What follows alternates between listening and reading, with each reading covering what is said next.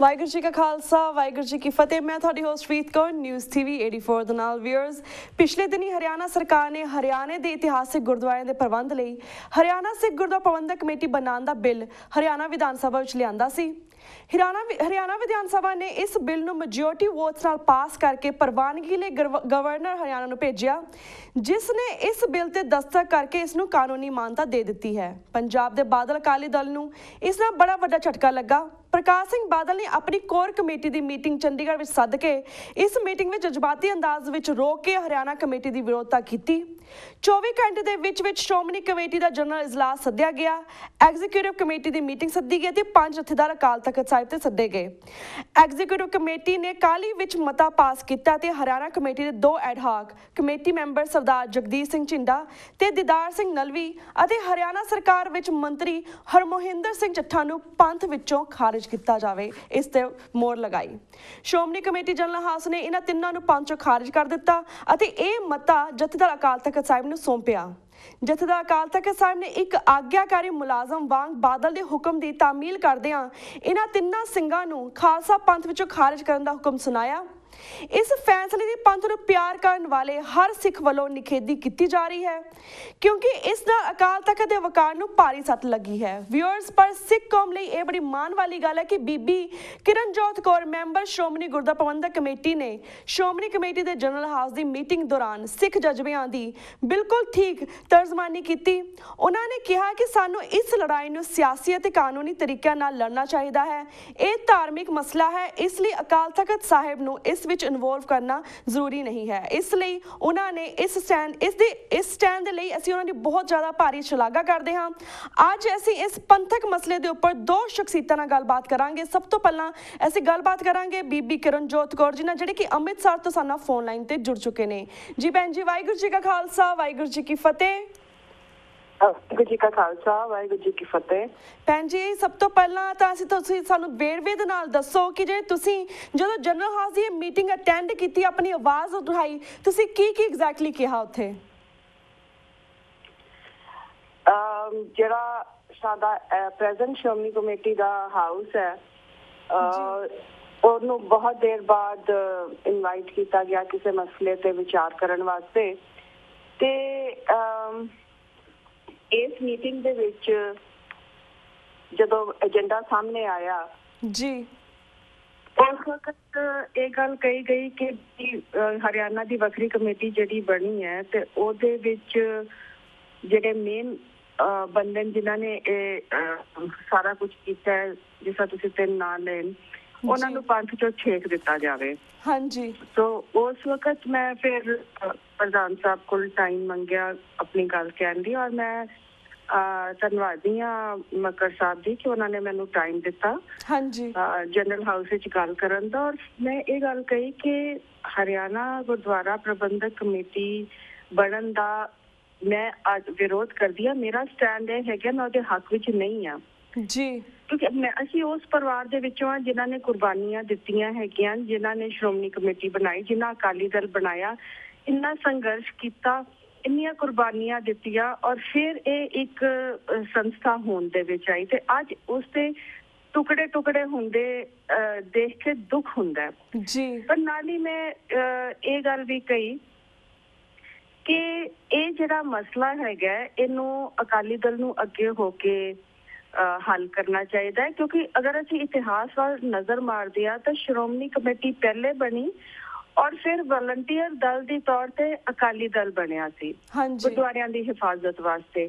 ਠੀਕ ਹੈ, ਸਮੇਂ ਦੇ ਨਾਲ ਅਕਾਲੀ ਦਲ ਨੇ ਸਿਆਸੀ ਰੋਲ ਨਿਭਾਇਆ, ਬਹੁਤ ਸ਼ਾਨਾਮਤੀ ਇਤਿਹਾਸ ਅਕਾਲੀ ਦਲ ਦਾ ਹੈਗਾ, ਪਰ ਅੱਜ ਜਦੋਂ ਫਿਰ ਸਮਾਂ ਆਇਆ ਤੇ ਫਿਰ ਅਕਾਲੀ ਦਲ ਨੂੰ ਆਪਣਾ ਉਹ ਰੋਲ ਨਿਭਾਉਣਾ ਚਾਹੀਦਾ ਹੈ। ਔਰ ਇਹ ਜਿਹੜਾ ਮਸਲਾ ਹੈਗਾ, ਇਹ ਸਾਨੂੰ ਸਿਆਸੀ ਪੱਧਰ ਤੇ, ਔਰ ਕਿਉਂਕਿ ਗਵਰਨਰ ਨੇ ਅਸੈਂਟ ਦੇ ਦਿੱਤੀ ਹੈ ਔਰ ਇਹ ਇੱਕ ਕਾਨੂੰਨ ਬਣ ਗਿਆ ਹੈ, ਤੇ ਇਹਨੂੰ ਲੀਗਲ ਤੌਰ ਦੇ ਉੱਪਰ ਵੀ ਟੇਕ ਅਪ ਕਰਨਾ ਚਾਹੀਦਾ ਹੈ। ਹਾਂਜੀ, ਅਸੀਂ ਵੀ ਇੱਥੇ ਜੇ ਸਿੱਖ ਸੰਸਥਾ ਹੈਗੀ ਆ ਤੇ ਹਰਿਆਣੇ ਦੇ ਵਿੱਚ ਵੀ ਸਿੱਖ ਬੈਠੇ ਹੋਏ, ਜਦੋਂ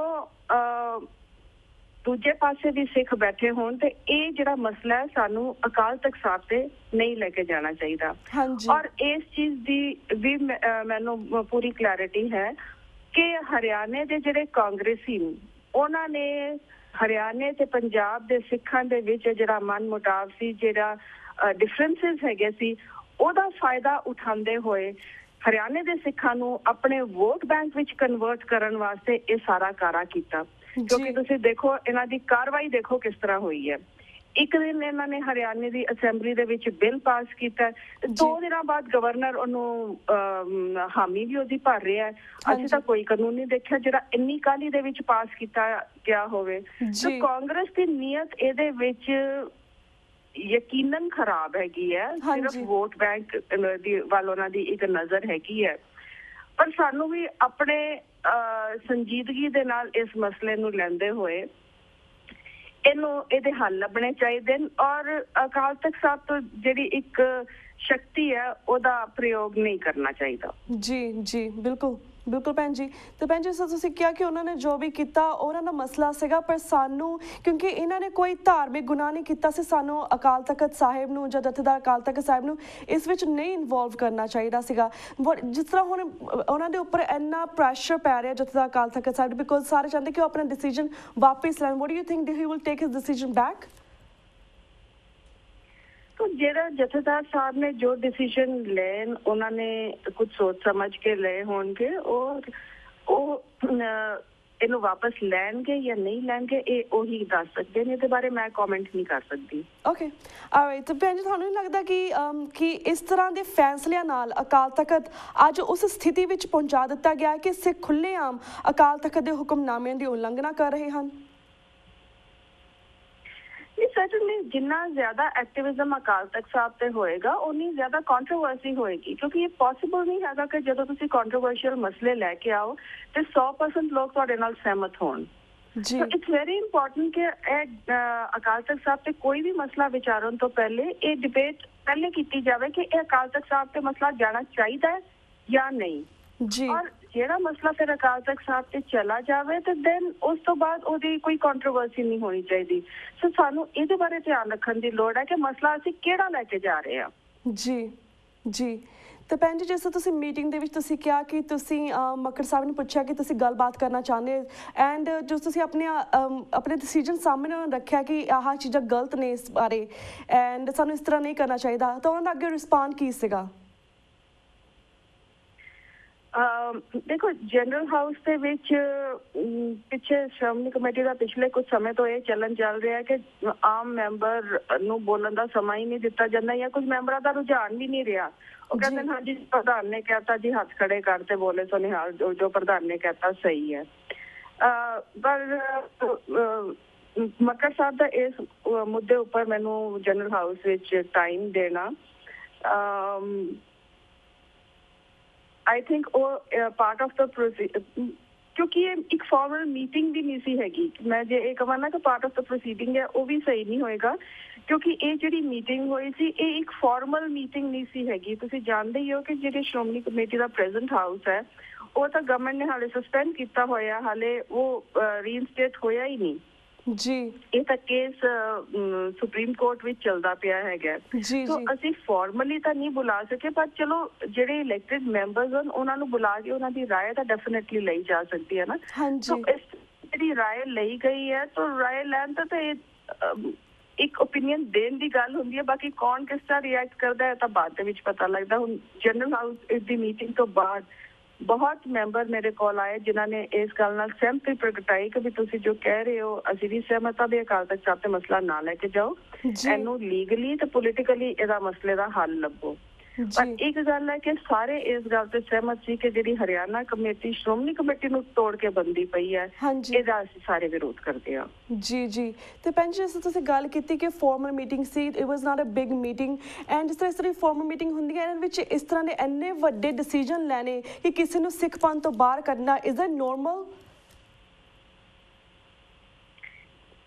ਰੋਜ਼ ਰੋਜ਼ ਕਿੱਥੋਂ ਸਿੰਘ ਪੰਥ ਚੋਂ ਕੱਢਿਆ ਜਾਂਦਾ ਜੀ? ਕਾਰਵਾਈ ਤੁਹਾਡੇ ਕੋਲ ਪਹੁੰਚਦੀ ਰਹਿੰਦੀ ਹੈ, ਮੀਡੀਆ ਬੜਾ ਤੇਜ਼ ਹੈ ਅੱਜ ਕੱਲ੍ਹ। ਜਾਂ ਫਿਰ ਇਹਨਾਂ ਨੂੰ ਫਿਰ ਕਿਉਂ ਕੱਢੇਗਾ? ਬਿਕੋਜ਼ ਇਹਨਾਂ ਨੇ ਇੰਨਾ ਵੱਡੀ ਕੋਈ ਗੁਨਾਹ ਨਹੀਂ ਕੀਤਾ ਸੀਗਾ, ਇਹਨਾਂ ਨੇ ਦੇ ਵੈਂਟ ਥਰੂ ਕਾਨੂੰਨ ਦੇ ਹਿਸਾਬ ਨਾਲ ਕੀਤਾ। ਦੇ didn't say anything about Akal Takht Sahib. ਫਿਰ ਉਹਨਾਂ ਨੂੰ ਪੰਥ ਤੋਂ ਕਿਉਂ ਬਾਹਰ ਕੱਢਿਆ ਗਿਆ? ਉਹਨਾਂ ਨੇ ਐਡਾ ਵੱਡਾ ਕੀ ਗੁਨਾਹ ਕਰ ਦਿੱਤਾ? Only because they made their own decisions? Are we not allowed to make our own decisions? ਨਹੀਂ, ਇਹ ਗੱਲ ਨਹੀਂ ਹੈਗੀ। ਦੇਖੋ, ਉਹਨਾਂ ਨੂੰ ਪੰਥ ਚੋਂ ਕਿਉਂ ਛੇਕਿਆ, ਇਹ ਤਾਂ ਉਹ ਜਵਾਬ ਦੇਣ ਨਾ ਕਿ ਜਿਨ੍ਹਾਂ ਨੇ ਇਹ ਡਿਸੀਜਨ ਲਿਆ। ਮੈਂ ਤਾਂ ਇਸ ਡਿਸੀਜਨ ਦੇ ਨਾਲ ਆਪਣੀ ਡਾਇਸੈਂਟ ਦੇ ਦਿੱਤੀ ਹੈ। So how can I justify ਉਹਨਾਂ ਨੇ ਕਿਉਂ ਕੀਤਾ ਤੇ ਕਿਉਂ ਨਹੀਂ ਕੀਤਾ। ਜੀ ਬਿਲਕੁਲ ਭੈਣ ਜੀ, ਅਸੀਂ ਤੁਹਾਨੂੰ ਅਗਰੀ ਕਰਦੇ ਹਾਂ। The reason why am telling you all this because ਸਾਡੇ ਬਾਹਰ ਦੇ ਜਿੰਨੇ ਵੀ ਸਾਰੇ ਸਿੱਖ ਨੇ ਉਹਨਾਂ ਦੇ ਅੰਦਰ ਦਰਦ ਵਾ ਕਿ ਕਿਸ ਤਰ੍ਹਾਂ ਸਿੱਖੀ ਵੰਡੀ ਜਾ ਰਹੀ ਹੈ, ਕਿਸ ਤਰ੍ਹਾਂ ਭੈਣ ਭਰਾਵਾਂ ਤੋਂ ਅਲੱਗ ਹੋ ਰਹੇ, ਕਿਸ ਤਰ੍ਹਾਂ ਭਰਾ ਭਰਾ ਤੋਂ ਅਲੱਗ ਹੋ ਰਹੇ, ਕਿਸ ਤਰ੍ਹਾਂ ਛੋਟੇ ਛੋਟੇ ਮਸਲਿਆਂ ਦੇ ਉੱਪਰ ਅਸੀਂ ਆਪਣੇ ਭਰਾਵਾਂ ਨੂੰ ਕਿਸ ਤਰ੍ਹਾਂ ਕਹਿ ਸਕਦੇ ਹਾਂ ਕਿ ਉਹ ਪੰਥ ਛੱਡ ਕੇ ਚਲੇ ਜਾਣ। And I wood request you and SGPC ਕਿ ਉਹ ਇਸ ਤਰ੍ਹਾਂ ਦੇ ਡਿਸੀਜਨ ਨਾ ਲੈਣ। ਇਸ ਤਰ੍ਹਾਂ ਡਿਸੀਜਨ ਲੈਣ ਤੋਂ ਪਹਿਲਾਂ ਉਹ ਪੂਰੇ ਵਰਲਡ ਦੇ ਵਿੱਚ ਜਿਹੜੇ ਸਿੱਖ ਬੈਠੇ ਨੇ ਉਹਨਾਂ ਕੋਲ ਪੁੱਛਿਆ ਜਾਵੇ। This is not a small thing that what they did right now, and ਇਸ ਤਰ੍ਹਾਂ ਦੇ decision ਦੇ ਵਿੱਚ ਅਕਾਲ ਤਖਤ ਸਾਹਿਬ ਨੂੰ ਤਾਂ ਇਨਵੋਲਵ ਕਰਨ ਦੀ ਕੋਈ ਜ਼ਰੂਰਤ ਹੀ ਨਹੀਂ ਸੀ। ਬਟ ਬੇਸਿਕਲੀ ਐਨੀਵੇਜ਼ ਅਸੀਂ ਅਗਲੇ ਕੁਐਸਚਨਸ ਵੱਲ ਆਉਂਦੇ। ਭੈਣ ਜੀ, ਜਿਸ ਤਰ੍ਹਾਂ ਅਕਾਲੀ ਦਲ ਨੂੰ ਤਾਂ ਚਾਹੀਦਾ ਸੀ ਕਿ ਇਹ ਆਲ ਇੰਡੀਆ ਗੁਰਦੁਆਰਾ ਐਕਟ ਦੀ ਮੰਗ ਕਰਦੇ, ਪਰ ਇਹਨਾਂ ਨੇ ਜੋ ਮੰਗ ਕੀਤੀ ਹੈ ਇਸ ਦੇ ਨਾਲ ਤੁਹਾਨੂੰ ਨਹੀਂ ਲੱਗਦਾ ਕਿ ਸਿੱਖਾਂ ਦੇ ਵਿੱਚ ਜਾਂ ਹਰਿਆਣਾ ਦੇ ਸਿੱਖਾਂ ਦੇ ਵਿੱਚ ਆਪਸ ਦੇ ਵਿੱਚ ਕਲੈਸ਼ ਹੋਏਗਾ? ਹਾਲਾਤ ਡੈਫੀਨੇਟਲੀ ਵਿਗੜ ਸਕਦੇ ਹੈਗੇ ਕਿ ਵੀ ਜੇ ਹਰਿਆਣੇ ਦੇ ਸਿੱਖ ਫੋਰਸੇਬਲੀ ਸ਼੍ਰੋਮਣੀ ਕਮੇਟੀ ਦੇ ਪ੍ਰਬੰਧ ਤੋਂ ਗੁਰਦੁਆਰਾ ਲੈਣਾ ਚਾਹੁੰਦੇ ਨੇ ਤੇ ਦੇਖੋ ਗਰਾਊਂਡ ਸਿਚੁਏਸ਼ਨ ਤਾਂ ਇਹ ਹੈਗੀ ਹੈ ਕਿ ਸ਼੍ਰੋਮਣੀ ਕਮੇਟੀ ਉੱਥੇ ਪ੍ਰਬੰਧਕ ਹੈ ਜੀ, ਸੋ ਆਪਣਾ ਪ੍ਰਬੰਧ ਇਸ ਤਰ੍ਹਾਂ ਐਜ਼ ਇਟ ਇਜ਼ ਕਿਸ ਤਰ੍ਹਾਂ ਛੱਡ ਦੇਣਗੇ, ਕਿਉਂਕਿ ਜਿਹੜਾ ਸ਼੍ਰੋਮਣੀ ਕਮੇਟੀ ਦਾ ਐਕਟ ਹੈਗਾ ਉਹ 3 ਸਟੇਟਾਂ ਦੇ ਵਿੱਚ ਲਾਗੂ ਹੈ ਜੀ। ਤੇ ਇਹ ਤਾਂ ਨਹੀਂ ਹੋ ਸਕਦਾ ਨਾ ਕਿ ਕੋਈ ਸਟੇਟ ਆਪਣਾ ਕਾਨੂੰਨ ਬਣਾ ਦੇ ਕਿ ਨਹੀਂ ਜੀ ਹੁਣ ਇਹਨਾਂ ਦੇ ਸ਼੍ਰੋਮਣੀ ਕਮੇਟੀ ਦੇ ਗੁਰਦੁਆਰਿਆਂ ਤੇ ਅਸੀਂ ਕਬਜ਼ਾ ਕਰ ਲੈਣਾ ਤੇ ਪੇਰੈਂਟ ਬੋਡੀ ਜਿਹੜੀ ਹੈ ਉਹ ਕਵੇ ਹਾਂਜੀ ਤੁਸੀਂ ਲੈ ਲਓ ਸਾਡੇ ਕੋਲੋਂ। ਆਈ ਮੀਨ ਸਾਡੇ ਵੱਲੋਂ ਜਿਹੜੀ ਸ਼੍ਰੋਮਣੀ ਗੁਰਦੁਆਰਾ ਪ੍ਰਬੰਧਕ ਕਮੇਟੀ ਹੈ ਉਹਦੇ ਵਾਸਤੇ ਇਸ ਆਰਡਰ ਦੀ ਕੀ ਲੈਜੀਟੀਮੇਸੀ ਹੈ ਕਿ ਜਿਹੜਾ ਅੱਜ ਮੇਰਾ ਘਰ ਹੈ, ਮੇਰੇ ਘਰ ਤੇ ਦੂਜੀ ਸਰਕਾਰ ਕਹਿ ਦਿੰਦੀ ਹੈ ਨਹੀਂ ਜੀ ਇਹਦੇ ਘਰ ਤੇ ਕਬਜ਼ਾ ਕਰ ਲਓ, ਮੈਂ ਆਪਣਾ ਘਰ ਛੱਡਾਂਗੀ ਜੀ। ਸ਼੍ਰੋਮਣੀ ਕਮੇਟੀ ਵਾਸਤੇ ਹਰਿਆਣੇ ਦੇ ਇਸ ਡਿਸੀਜਨ ਦੀ ਕੀ ਲੈਜੀਟੀਮੇਸੀ ਹੈ ਕਿ ਜਿਹੜੇ ਗੁਰਦੁਆਰਿਆਂ ਦਾ ਪ੍ਰਬੰਧ ਸ਼੍ਰੋਮਣੀ ਕਮੇਟੀ ਕਰ ਰਹੀ ਹੈ ਉੱਥੇ ਦੀ ਸਰਕਾਰ, ਉਹ ਵੀ ਕਾਂਗਰਸ ਸਰਕਾਰ, ਕਵੇ ਕਿ ਲੋ ਜੀ ਇਹਨਾਂ ਦੇ ਕਬਜ਼ੇ ਲੈ ਲਓ ਜੀ। ਪੁਆਇੰਟ ਤਾਂ ਇਹ ਹੈਗਾ ਕਿ ਜੇ ਸ਼੍ਰੋਮਣੀ ਕਮੇਟੀ ਦੇ ਨਾਲ ਜਾਂ ਹਰਿਆਣੇ ਦੇ ਸਿੱਖਾਂ ਨੂੰ ਕੋਈ ਸ਼ਿਕਾਇਤਾਂ ਕੁਝ ਵੀ ਹੈਗਾ, ਇਹ ਜਿਹੜਾ ਮਸਲਾ ਹੈਗਾ ਇਹ ਸ਼੍ਰੋਮਣੀ ਕਮੇਟੀ ਦੀ ਲੀਡਰਸ਼ਿਪ ਦੇ ਵਿੱਚ ਬਹਿ ਕੇ ਮਸਲਾ ਹੱਲ ਹੋਣਾ ਚਾਹੀਦਾ ਸੀ। ਹਾਂਜੀ ਜੀ। ਆਪਣੇ ਘਰ ਦੇ ਵਿੱਚ ਜਦ ਲੜਾਈ ਹੋਵੇ ਤੇ ਤੁਸੀਂ ਦੁਸ਼ਮਣ ਨੂੰ ਆਪਣਾ ਮਿੱਤਰ ਬਣਾ ਲਓ ਤੇ ਉਹ ਤੁਹਾਡਾ ਕਦੀ ਮਿੱਤਰ ਨਹੀਂ ਬਣਦਾ ਜੀ। ਬਿਲਕੁਲ। ਕਾਂਗਰਸ ਦਾ ਜਿਹੜਾ ਹਰਿਆਣੇ ਦੇ ਕਾਂਗਰਸ ਦਾ ਜਿਹੜਾ ਇਤਿਹਾਸ ਹੈ ਉਹ ਵੀ ਕੋਈ ਸਿੱਖ ਨਹੀਂ ਭੁੱਲਿਆ ਜੀ। 80s ਵਿੱਚ ਜੋ ਦੁਰਗਤ ਇਹਨਾਂ ਕਾਂਗਰਸੀਆਂ ਦੇ ਹਰਿਆਣੇ ਦੇ ਵਿੱਚ ਸਿੱਖਾਂ ਦੀ ਕੀਤੀ ਸੀ, ਪੰਜਾਬ ਚੋਂ ਲੰਘ ਕੇ ਜਿਹੜੇ ਸਿੱਖ ਦਿੱਲੀ ਜਾਂਦੇ ਸੀ ਤੇ ਜੋ ਇਹਨਾਂ ਕਾਂਗਰਸੀਆਂ ਕੀਤਾ ਅਸੀਂ ਭੁੱਲੇ ਨਹੀਂ ਹੋਏ। ਅੱਜ ਇਹ ਸਾਡੇ ਮਿੱਤਰ ਨਹੀਂ ਬਣੇ ਜੀ। ਅੱਜ ਜੇ ਸ਼੍ਰੋਮਣੀ ਕਮੇਟੀ ਵਿਰੁੱਧ ਗੁੱਸਾ ਹੈ, ਮੈਂ ਮੰਨਦੀ ਹਾਂ ਜਾਇਜ਼ ਹੈ, ਪਰ ਇਹਦਾ ਮਤਲਬ ਇਹ ਨਹੀਂ ਹੈਗਾ ਕਿ ਜੇ ਗੁੱਸਾ ਸ਼੍ਰੋਮਣੀ ਕਮੇਟੀ ਦੇ ਅਗੇਂਸਟ ਹੈਗਾ ਤੇ ਤੁਸੀਂ ਉਹਨਾਂ ਕਾਂਗਰਸੀਆਂ ਦੀ ਝੋਲੀ 'ਚ ਜਾ ਕੇ ਪੈ ਜਾਓ ਜੀ। ਬਿਲਕੁਲ, ਕਿਉਂਕਿ ਭੈਣ ਜੀ ਹਰਿਆਣੇ ਦੀ ਕਾਂਗਰਸ ਨੇ ਸਾਡਾ ਇਹ ਜਿਹੜਾ ਇੱਕ ਡਿਫਰੈਂਸ ਹੈਗਾ ਸੀ ਉਹਨੂੰ ਇਸਤੇਮਾਲ ਕੀਤਾ ਆਪਣੇ ਹੱਕ ਵਾਸਤੇ। ਹਾਂਜੀ। ਔਰ ਇਹਦੇ ਵਿੱਚ ਗੇਨਰ ਕਾਂਗਰਸ ਹੈ, ਇਹਦੇ ਵਿੱਚ ਗੇਨਰ ਹਰਿਆਣੇ ਦੇ ਸਿੱਖ ਨਹੀਂ ਜੀ। ਕੱਲ ਵੀ ਜਿਹੜਾ ਇਹਨਾਂ ਨੇ ਹਰਿਆਣੇ ਦਾ ਬਿੱਲ ਬਣਾਇਆ ਉਸ ਬਿੱਲ ਦੇ ਵਿੱਚ ਜਿਹੜੀ ਡਿਬੇਟ, ਮੈਂ ਹਾਲੇ ਬਿੱਲ ਦੇਖਿਆ ਨਹੀਂ ਪਰ ਜੋ ਡਿਬੇਟ ਦੇਖ ਰਹੀ ਸੀ ਕਿ ਉਹ ਤਾਂ ਹਰਿਆਣੇ ਨੂੰ ਇੱਕ ਹਰਿਆਣੇ ਦੇ ਗੁਰਦੁਆਰਿਆਂ ਦੀ ਇੱਕ ਸਰਕਾਰੀ ਕਮੇਟੀ ਬਣਾਉਂਦੇ ਪਏ ਨੇ ਔਰ ਜਿਹੜੇ ਗੁਰਦੁਆਰੇ ਦੇ ਮੁਲਾਜ਼ਮ ਹੋਣਗੇ ਉਹ ਸਰਕਾਰੀ ਮੁਲਾਜ਼ਮ ਹੋਣਗੇ ਜੀ ਜੀ। ਇਹ ਕਿੱਥੋਂ ਦੀ ਆਜ਼ਾਦੀ ਹੈ ਜੀ। ਅਮੀ ਭੈਣ ਜੀ, we do agree with you. ਪ੍ਰਬੰਧ ਸਾਡੇ ਕੋਲ ਸਿੱਖਾਂ ਕੋਲ ਹੈ, ਚਲ ਮਾੜੇ ਚੰਗੇ ਜਿਹੋ ਜਿਹੇ ਵੀ ਹੈ, ਜਿਹੜਾ ਪ੍ਰਬੰਧ ਸਾਡੇ ਸਿੱਖਾਂ ਕੋਲ ਹੈ ਅਸੀਂ ਆਪਣੀ ਲੜਾਈ ਦੇ ਵਿੱਚ ਸਰਕਾਰ ਦੇ ਹੱਥ ਦੇ ਦਈਏ, ਕਿੱਥੋਂ ਦੀ ਸਿਆਣਪ ਹੈ। ਬਿਲਕੁਲ ਜੀ।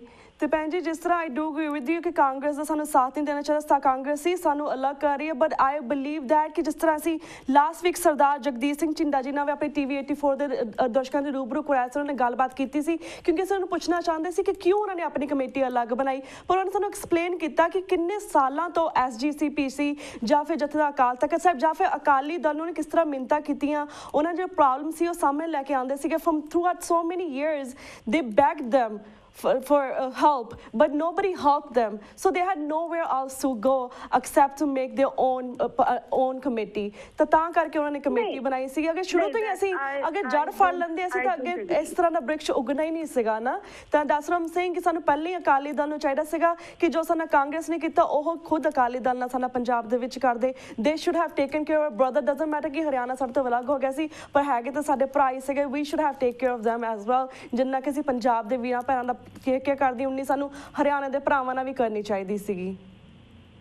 ਦੇਖੋ ਉਹਨਾਂ ਨੇ ਜੋ ਵੀ ਕਿਹਾ ਮੈਨੂੰ ਉਸ ਬਾਰੇ ਪਤਾ ਨਹੀਂ, ਪਰ ਮੈਨੂੰ ਇਸ ਗੱਲ ਦਾ ਪਤਾ ਹੈ ਕਿ ਜਿਹੜਾ ਸ਼੍ਰੋਮਣੀ ਕਮੇਟੀ ਦਾ ਪ੍ਰੈਜ਼ੈਂਟ ਹਾਊਸ ਹੈ ਇਹਦੇ ਵਿੱਚੋਂ 11 ਮੈਂਬਰ ਹਰਿਆਣੇ ਦੇ ਵਿੱਚੋਂ ਇਲੈਕਟ ਹੋ ਕੇ ਆਉਂਦੇ ਨੇ। ਜਿਸ ਤਰ੍ਹਾਂ ਅਸੀਂ ਸ਼੍ਰੋਮਣੀ ਕਮੇਟੀ ਦੇ ਮੈਂਬਰ ਪੰਜਾਬ ਦੇ ਵਿੱਚੋਂ ਇਲੈਕਟ ਹੁੰਦੇ ਆ, ਉਸ ਤਰ੍ਹਾਂ ਉਹ ਹਰਿਆਣੇ ਦੇ ਵਿੱਚੋਂ ਇਲੈਕਟ ਹੋ ਕੇ ਆਉਂਦੇ ਨੇ। ਹਰਿਆਣੇ ਦੇ ਵੋਟਰ ਹੀ ਉਹਨਾਂ ਨੂੰ ਇੱਥੇ SGPC ਵਿੱਚ ਭੇਜਦੇ ਪਏ ਨੇ, ਅਸੀਂ ਕੋਈ ਪੰਜਾਬ ਦੇ ਬੰਦੇ ਤਾਂ ਨਹੀਂ ਭੇਜਦੇ ਪਏ ਉੱਥੇ ਜੀ। ਬਕਾਇਦਾ ਇੱਕ ਡੈਮੋਕ੍ਰੈਟਿਕ ਪ੍ਰੋਸੈਸ ਦੇ ਵਿੱਚ ਆਉਂਦੇ ਨੇ, ਜੋ ਸਾਡੇ ਅਧਿਕਾਰ ਹਨ ਉਹੀ ਹਰਿਆਣੇ ਦੇ ਮੈਂਬਰਾਂ ਦੇ ਅਧਿਕਾਰ ਹਨ ਜੀ। ਕਿਉਂਕਿ ਉਹਨਾਂ ਨੇ ਇਹ ਕਹਿਣਾ ਸੀ ਕਿ ਸਾਨੂੰ ਤਾਂ ਕੋਈ ਅਧਿਕਾਰ ਦਿੱਤਾ ਹੀ ਨਹੀਂ ਗਿਆ ਸੀਗਾ ਤੇ ਉਹ ਪੋਲੀਟੀਕਲ ਪ੍ਰੋਬਲਮ ਜ਼ਰੂਰੀ ਤਾਂ ਨਹੀਂ ਨਾ ਕਿ ਤੁਸੀਂ ਗੁਰਦੁਆਰਾ ਪ੍ਰਬੰਧ ਖੋ ਕੇ ਹੀ ਆਪਣੀ ਪ੍ਰੋਬਲਮ ਦਾ ਹੱਲ ਲੱਭਣਾ ਹੈਗਾ ਜੀ ਜੀ ਜੀ। ਬਿਲਕੁਲ ਸਿਸਟਮ ਮੈਨੂੰ ਇਹ ਦੱਸੋ ਇਹਦੇ ਨਾਲ ਕੀ ਸੁਧਾਰ ਆਏਗਾ ਗੁਰਦੁਆਰਿਆਂ ਦੇ ਵਿੱਚ? ਇਸ ਵੇਲੇ ਬਕਾਇਦਾ ਇੱਕ ਸਿਸਟਮ ਹੈਗਾ, ਇੰਡੀਵਿਜੂਅਲ ਗੁਰਦੁਆਰੇ ਦਾ ਬਜਟ ਹੁੰਦਾ ਹੈ, ਇੰਡੀਵਿਜੂਅਲ ਗੁਰਦੁਆਰੇ ਦੇ ਵਿੱਚ ਇੱਕ ਸਬ ਕਮੇਟੀ ਹੁੰਦੀ ਹੈ ਜਿਹਦੇ ਵਿੱਚ 5-6 ਉਸ ਇਲਾਕੇ ਦੇ ਮੈਂਬਰ ਹੁੰਦੇ ਨੇ ਜਿਹੜੇ ਡਿਸੀਜਨ ਲੈਂਦੇ ਨੇ ਉਸ ਗੁਰਦੁਆਰੇ ਬਾਰੇ ਜੀ। ਪੂਰਾ ਡੈਮੋਕ੍ਰੈਟਿਕ ਪ੍ਰੋਸੈਸ ਹੈਗਾ ਇਹਦਾ। ਇਹ ਸਾਰੇ ਡੈਮੋਕ੍ਰੈਟਿਕ ਪ੍ਰੋਸੈਸ ਦੇ ਵਿੱਚ ਵੀ ਅਗਰ ਇਤਰਾਜ਼ ਹੈ ਤੇ ਇੱਕ ਕਿਸ ਕਿਸਮ ਦਾ ਉੱਥੇ ਉਹ ਢਾਂਚਾ ਬਣਾਉਣਾ ਚਾਹੁੰਦੇ ਨੇ। ਜੇ ਕਹਿੰਦੇ ਨੇ ਪ੍ਰਬੰਧ ਸੰਗਤ ਕੋਲ ਜਾਏ ਤੇ ਇਸ ਵੇਲੇ ਤਾਂ ਪ੍ਰਬੰਧ ਸੰਗਤ ਕੋਲ ਹੀ ਹੈ ਜੀ। The people choose, the Haryana Sikhs choose ਕੇ ਵੀ ਉਹਨਾਂ ਦਾ ਕੌਣ ਰਿਪਰੈਜ਼ੈਂਟੇਟਿਵ ਹੋਏਗਾ, ਕੌਣ ਸ਼੍ਰੋਮਣੀ ਕਮੇਟੀ ਦਾ ਮੈਂਬਰ ਬਣ ਕੇ ਇੱਥੇ ਮੇਨ ਬੋਡੀ ਦੇ ਵਿੱਚ ਜਨਰਲ ਹਾਊਸ ਦੇ ਵਿੱਚ ਸਾਥ ਨਹੀਂ ਦੇ ਰਹੇ। ਅਸੀਂ ਨਾ ਵੀ ਨਾ taking sides of Haryana Gurdwara Prabandhak committee always saying ਕਿ ਅਸੀਂ ਆਪਣਾ ਜਿਹੜੀ ਦਿਲ ਦੀ ਸਾਡੀ ਪ੍ਰयास ਕਰਦੇ ਪਏ ਹਾਂ ਅਸੀਂ, ਕਿਉਂਕਿ ਜਥੇਦਾਰ ਅਕਾਲ ਤਖਤ ਸਾਹਿਬ ਨੇ ਜੋ ਡਿਸੀਜਨ ਲਿੱਤਾ we don't agree with that, because ਜਿਹੜਾ ਡਿਸੀਜਨ ਇਹਨਾਂ ਨੇ ਲਿੱਤਾ ਇਹਨਾਂ ਨੇ ਕੋਈ ਉਲੰਘਣਾ ਨਹੀਂ ਕੀਤੀ ਕਿਸੇ ਦੀ ਧਰਮ ਦੀ, ਇਹਨਾਂ ਨੇ ਕੋਈ ਧਾਰਮਿਕ ਗੁਨਾਹ ਨਹੀਂ ਕੀਤਾ ਸੀ। We should have done that ਕਿ ਇਹਨਾਂ ਨੂੰ ਪੰਥ ਤੋਂ ਬਾਹਰ ਕੱਢਣਾ ਚਾਹੀਦਾ ਸੀਗਾ ਇਸ ਸਜ਼ਾ ਦੇ ਲਈ, ਜਾਂ you could have taken them to court and do some ਕਾਨੂੰਨੀ ਕਾਰਵਾਈ। that's a different story, but anyways ਭੈਣ ਜੀ I'm so sorry ਕਿ ਸਾਡਾ ਹੁਣ ਵਕਤ ਬ੍ਰੇਕ ਵੱਲ ਜਾ ਰਿਹਾ, ਤੁਹਾਡੇ ਕੋਲ ਇਜਾਜ਼ਤ ਲੈਣ ਦਾ ਟਾਈਮ ਹੋ ਗਿਆ। ਨੈਕਸਟ ਟਾਈਮ ਵੀ ਅਸੀਂ ਡਿਫਰੈਂਟ ਪੰਥਕ ਮੁੱਦਿਆਂ ਦੇ ਉੱਪਰ ਤੁਹਾਡੇ ਨਾਲ ਗੱਲਬਾਤ ਕਰਾਂਗੇ, ਤੁਹਾਨੂੰ ਵੀ TV 84 ਦੇ ਦਰਸ਼ਕਾਂ ਦੇ ਰੂਬਰੂ ਫਿਰ ਕਰਵਾਵਾਂਗੇ। ਪਰ ਹੁਣ ਅਸੀਂ ਤੁਹਾਡੇ ਕੋਲ ਭੈਣ ਜੀ ਇਜਾਜ਼ਤ ਲੈਂਦੇ ਹਾਂ। ਵਾਹਿਗੁਰੂ ਜੀ ਕਾ ਖਾਲਸਾ, ਵਾਹਿਗੁਰੂ ਜੀ ਕੀ ਫਤਿਹ। ਬਹੁਤ ਬਹੁਤ ਧੰਨਵਾਦ। ਵਾਹਿਗੁਰੂ ਜੀ ਕਾ ਖਾਲਸਾ, ਵਾਹਿਗੁਰੂ ਜੀ ਕੀ ਫਤਿਹ। Viewers, वक्त हो गया है कि छोटे से ब्रेक तक। Keep watching News TV 84. We'll be right back after a short break.